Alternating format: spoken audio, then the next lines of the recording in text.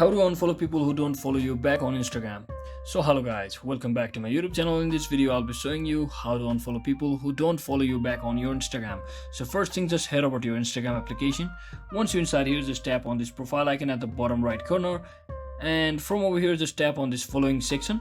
So once you're inside your following section, you'll be seeing all of the people you follow. So you can just click on this data option, like an arrow option, and just tap on this latest if you want to find out the latest people who don't follow you.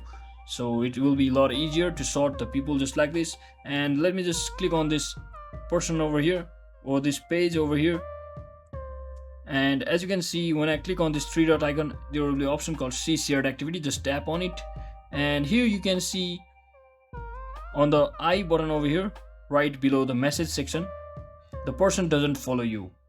That means the person doesn't follow me. So you can easily find out that the person does not follow you, and you can easily unfollow them from over here as well if you like. So I hope this video was helpful guys. If it was, don't forget to like and subscribe to the channel. See you on the next one.